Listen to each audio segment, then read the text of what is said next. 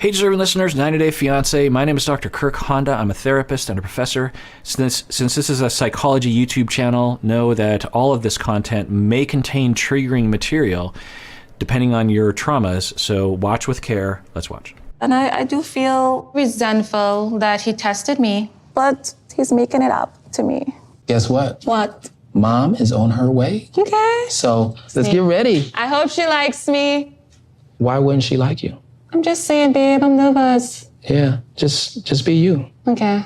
It's been a roller coaster. So normally I wouldn't comment on that. It seemed like a little innocent conversation, but she expresses that she wants his mom to like her, and instead of just being like, you'll be fine, you're great, or mom's nice, it's, there's a lot of things one could say, but the choice or the impulse to say, why wouldn't she like you? Let's rewind that, because I could be reading it wrong, but I think I don't know, given the lies, let's not call it a prank or a joke. It was a set of dozens of lies and deceptions that were there and obvious and unnecessary.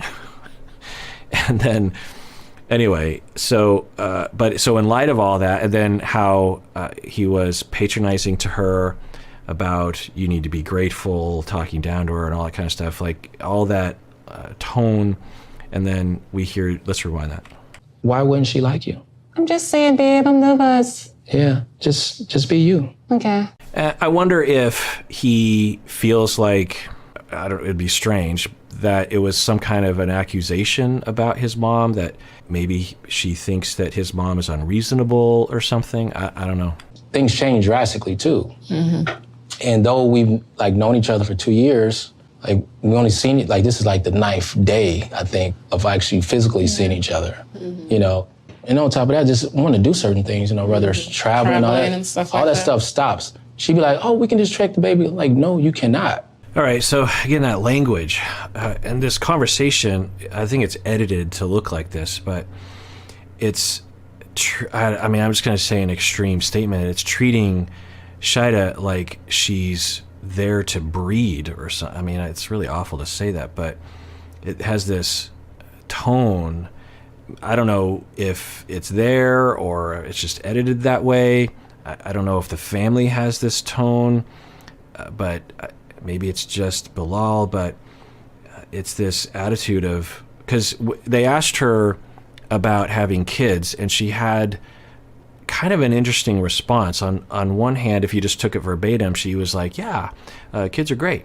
And I want kids. I've always wanted kids, that kind of thing. But on the way she was saying it, it kind of made it sound like she was skeptical of her desire, or was still kind of on the fence and felt like maybe she had to say a certain thing. I don't know. But then when Bilal is talking about previous conversations they've had, they're like, he's saying, yeah, I keep talking with her about, she doesn't understand the reality of this. And I'm like, do we really think she doesn't understand the reality of it? And it's that more patriarchy attitude. It's pretty prevalent, actually. I don't know have we seen this amount of data in this column on another, I obviously haven't watched all the couples, but certainly there have been relationships where there has been sexism at play, and certainly there have been relationships where the man in the relationship, if in a heterosexual relationship on the show, was domineering, but not in this sort of attitude and this. We've seen this attitude towards of xenophobia, right? There'll be this infantilization of the foreigner from the Americans sometimes. So I don't know if we've seen something like this. But the other thing that we saw was that they talked about how her reaction when she walked into that other house, and there was this, kind of point being made that she wasn't. It was unseemly that when she saw the house that she thought, you brought me all the way to the United States for this? And on one hand, it's like, well, it was a lie that you know. And then she also said, I learned that he's really good at at hiding the truth. I can't remember the way she phrased it, but I think essentially what she's saying is, I found out the one lesson I learned from this whole thing is that Bilal is a very effective liar because I didn't detect it, and he lied a long time. Or he's really good at hiding things, I think she said. Anyway, so yeah, that's a wonderful lesson that I'm guessing that Bilal was hoping for, right? But yeah, let's watch a little bit more of. Oh, so the other thing I was going to say was that I mentioned this at the time, that I thought that although the dominant reaction was to Bilal's lies and deception and an unfair prank, and that he was playing on her, but there was an element of her being pretty fixated on how the house wasn't fancy or rich enough for her standards. And, of course, then people say, well, he did give the impression when he came down to where she lived that he had more money than that. And absolutely, we could let her off the hook a little bit for that. But I don't know. I think that it is a relevant point to bring up, that I think other people in her shoes would have noted the house, especially the ceiling, which is fixable. And, aside from the ceiling that, could have provided a health risk of some sort. But aside from that, the rest of the house was totally livable and fine and clean and had all the, appropriate amenities. And that I think another person in her shoes would have been like, oh, I thought he was richer than this. But, okay, I'd never seen his house. This isn't what I thought would happen, but I'm surely not going to voice a message that somehow this is below me or something, because it isn't below me, because no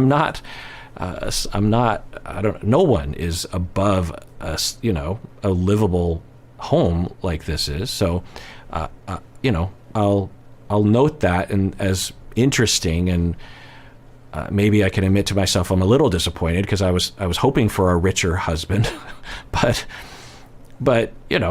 that's not the meaning of life, and it certainly isn't the meaning of our relationship or the meaning of my love for him. And it would be unseemly to voice that concern. It would make me seem like I was what he sometimes worries that I am, and so I'll just say, this is a great house. This is great. I'm gonna make this my own house, and let's make this work. Now, again, that's a small element compared to all the lies that were happening, but so they were kind of reacting to that. With the baby? You could take the baby to this place, to this place, to this place. Like, she lives in a fantasy land when it comes to that. So there's a lot of different stuff. Yeah. Oh, she lives in a fantasy land. What? Let me rewind that, because he was saying a lot of things. Maybe I could be convinced that she lives in a fantasy land. But I just want to do certain things, whether it's traveling, all that. And stuff all like that stuff stops. She'd be like, oh, we can just track the baby. Like, no, you cannot. Do what with the baby? You could take the baby to this place, to this place, to this place. Like, she lives in a fantasy land. Yeah, so no, that's not a fantasy, and plenty of people travel with young infants. It's a thing, particularly once they're able to walk on their own and they get real curious about things. When they're very small, it's, arguably a little easier, but obviously then all the sleep problems. Anyway, the point is that it's rare, but people absolutely will make it work. And you have to, just plan ahead. You have to bring all the stuff with you. You have to, it's just planning. And so it's possible. And to label that she lives in a fantasy land is, and then it just plays into that baby factory is a better, it's like breeding, as to this baby factory vibe that I'm getting from this conversation of just like, you live in a fantasy land. Essentially, we're going to have kids, you're going to get pregnant, and you're never leaving the house because, your life is over, essentially. Now, he might say, no, I'm saying our life is over, but yeah, anyway. Comes to that, so there's a lot of different stuff thinking about. I think that there's still some things that they need to discuss. Some compromising is going to need to be done there. Good. So she's saying, I think. I think Bilal should probably compromise a little bit more, because what I'm observing is Bilal is making decisions for her, and the way he talks to her and her body language says that she has things to say about that, but isn't saying, and that doesn't bode well. I agree. Because if this relationship doesn't work out, Bilal will be crushed. And when is the wedding supposed to be? Yeah, so how long is it going to take you guys before you actually set a date? You kind of got to spend a few nights and weeks together to see how this thing goes? Yeah, I like how you say that. We have to see how it goes. Okay, interesting. So she jumped all over that. Maybe that is the one thing that she feels like she has power over, to say I do or not. And she's like, yes. I don't know, but I interpret that as throughout this conversation, she's biting her tongue. She doesn't feel she has the power. She doesn't feel very good about some of the things that are being said. But then one of Bilal's family members says, so, are you testing each other out? And yes, that's exactly what's happening. I want everyone to know that Bilal, you're still being evaluated. So, I don't know, it just makes me kind of worry about the two of them. The chemistry. To see if we're going to make it to the wedding. Yep, there's some things still got to talk about. On the subject of children, Bilal definitely has a way of avoiding it, and he turns it around on me to make it look like if I am the incompetent one, I am the one who lives in a fairyland. Yeah, okay, good. She can recognize that. It's uncomfortable to me that she can't say it in the moment. Because it sometimes feels like you have two choices when you're being talked to like that. To, one, start a fight, or two, say nothing. And oftentimes people will say nothing, particularly in a social context like that. She's meeting the family for the first time. There's another thing you can say, which is, okay, I hear that you think I live in a fantasy land, and kind of hurts my feelings, I have to say. And while I agree that it will be tough to travel with a child, and I've never done it before because I don't have children, but I do know people who do, and I'd like to consider that as an option, because travel and other kinds of things and having freedom is important to me. So I don't think I live in a fantasy land. I think that I have more optimism about what's happening. So, and you could disagree with that optimism, or you could say you don't want to do it, which is fine. We can talk about that. But to label me as living in a fantasy land, I don't know, hurts my feelings, So, or something along those lines, right? Or I guess less combative would be, oh, honey, you're always thinking I live in a fantasy land. I don't know, just there's little jabs you can say in front of other people that at least are communicative on some level without getting into it. I don't know. So my point is that if you're ever being talked to that way and you tend to be more reserved, it can actually really shoot yourself in the foot, because if you stuff it and never say anything, eventually you're going to explode. And then no one wins, because then you do look like you live in a fantasy land, because when you explode, sometimes it doesn't come out well. So trying to find other options to communicate. Of course, after everyone leaves, you could sit them down and say something. And I encourage people to go down that road if they're in a situation like that, if you're safe to do so.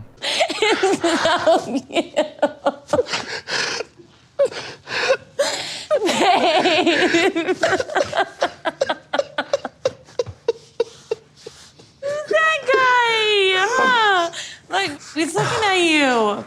Oh my God. Who is that? He's so cute. Yeah, so I normally wouldn't post a reaction to this, but it's just so great to see that I thought I would include this. This probably will go in another couple's video at the end, I'm guessing. Kobe is, seems like a wonderful person. I hope that I don't learn something about him later in the season that contradicts that. He, at this point, is a shining beacon of humanness and of positive masculinity and of fatherhood and of love, it makes me cry. So please, TLC, don't destroy this for us. But somehow I think it will happen. But anyway, who knows? I don't want to spoil it. This is great. I don't know. While I'm on the topic, because I don't think posted any reaction to this couple, the storyline has been kind of one note up until this point, that he landed in the States and Emily, wanted to have some mommy and daddy time before they went home, and he was able to see his son that he hasn't been able to see in person since, ever. He's obviously communicated over FaceTime and whatnot,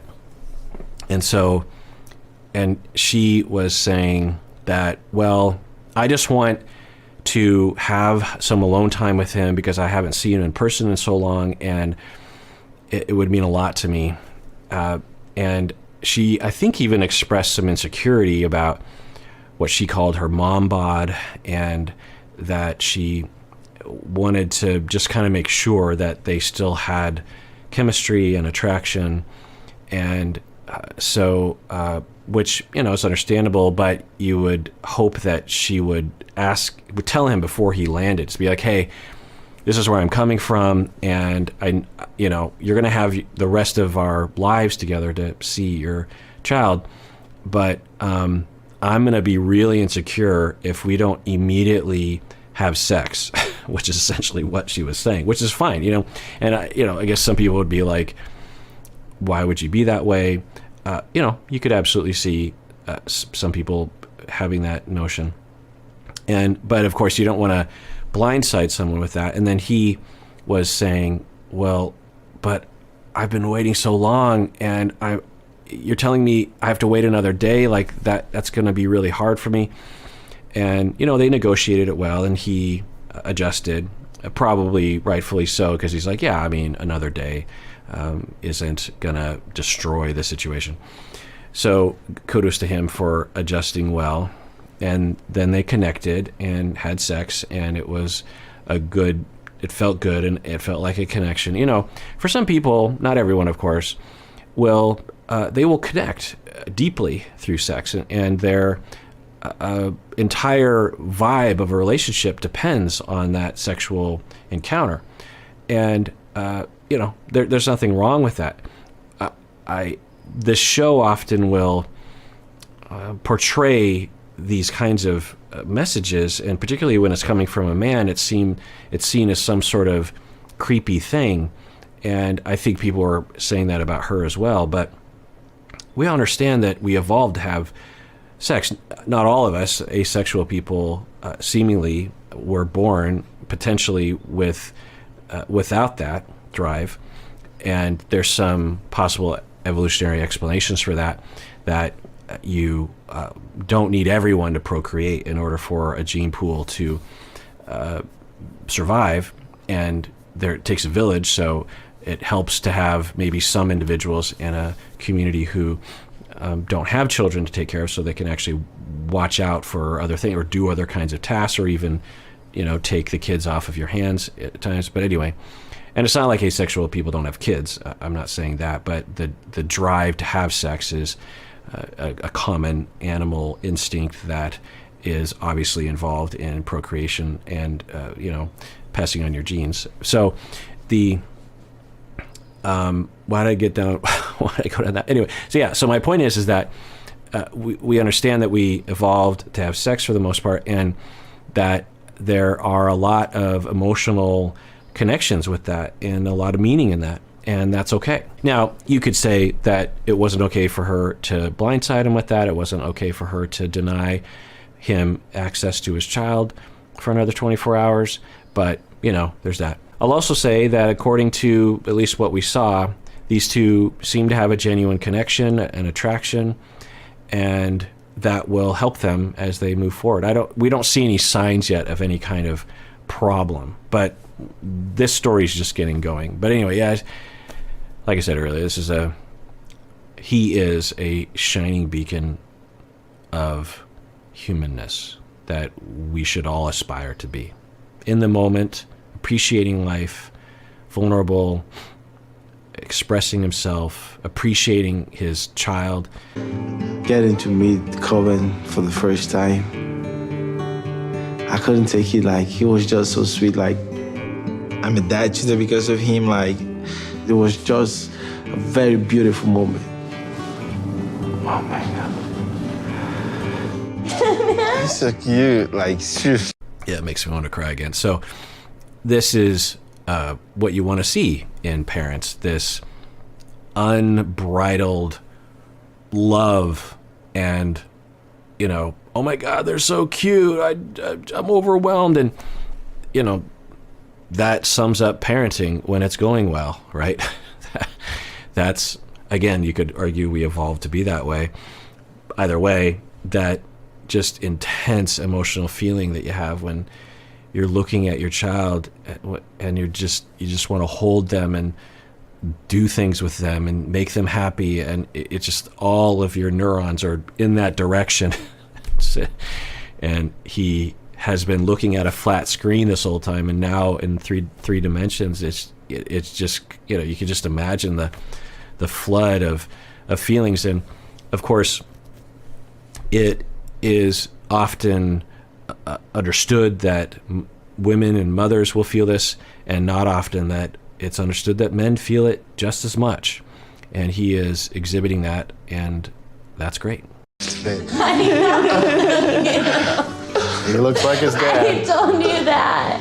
He's so cute. He's like crying. I can't believe, like, you know, finally here, and I get to see him, I get to meet him, like. I know. Give him high five. All right, well, I want to thank everyone who has liked one of my videos, including this one, who have subscribed and who has clicked the bell and all that kind of stuff. It helps us out, one, because it helps me with my self-esteem when you like a video. And also, when you subscribe, you know, it's supposed to be for your sake when you subscribe. I mean, you know, often on YouTube channels will be like, you know, smash that subscribe button. And I'm always like, well, what if I don't want to? You know, because subscribing means that I think that the videos are more likely to show up on your homepage. But so, you know, if you want these videos to show up on your homepage, then subscribe. And if not, then don't, obviously, unless you just feel like, I don't know, being nice or something. But thanks for liking and thanks for commenting. And I do read the nice comments. I don't always reply because I don't know. It can be a little time consuming sometimes, and that sounds really bad when I say it out loud, but it can be. I mean, there's so many things that I have to do with this. I don't have enough hours in the day to do everything I want to do, and so I have to kind of cut corners sometimes. Sometimes I do reply, but anyway, I do read the comments. I do read the nice ones. I do read mostly all of them, but I do see the nice comments, and it warms my heart. and I really try to sit in. I went to see Paul McCartney play recently, and there were a few moments where this is the beginning of his tour. He was in Spokane and in Seattle, and so it was the second night of his tour. And I wonder if he thinks, because he's 80 years old, that this might be his last tour. And there were a couple moments where he would stop on stage while everyone was cheering after a song, and he would just kind of sit there, and he even kind of indicated like he's soaking it in. It's like, okay, be here and now, and I'm gonna hear this applause, and I'm going to absorb it, you know, that kind of feeling that you get.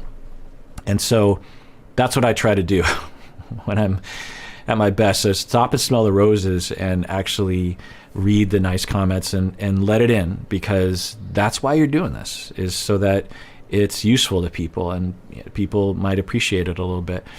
And so thank you for that. And everyone out there, please take care of yourself, because you deserve it. You really, really do.